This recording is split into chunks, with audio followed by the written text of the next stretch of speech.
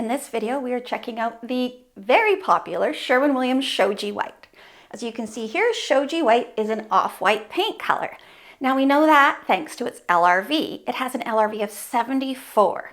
Lower than 74, you get in the 60s, you're in the light depths. But if you get up into the 80s, you're in the whites.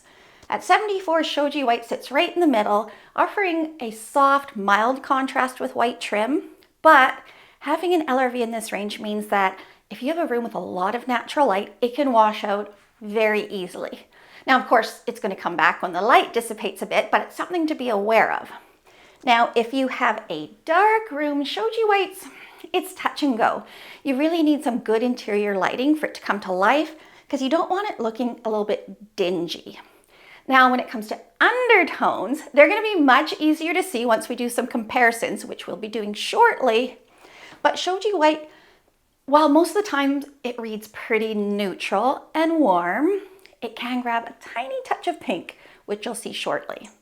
Now, when you're partnering Shoji White with white for trims or cabinets, it is very fussy.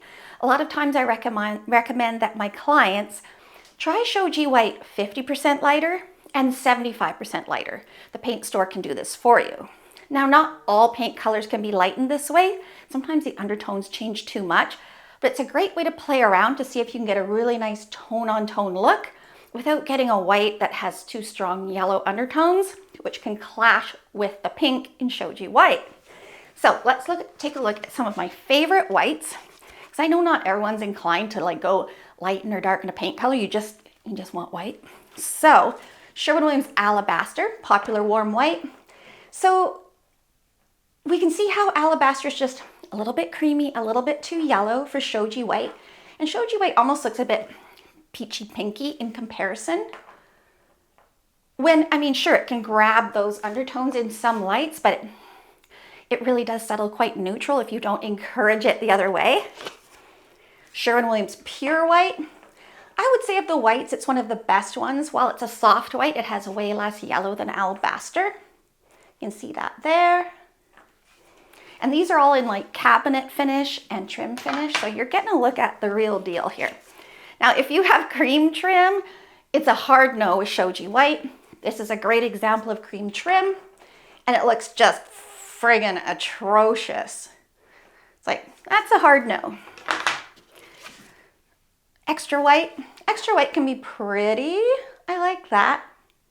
In the fan deck, extra white shows as a white with a blue undertone, but when it's mixed into trim and cabinet paint, it often picks up a tiny wink of warmth, which I think is really cool because it makes it quite versatile.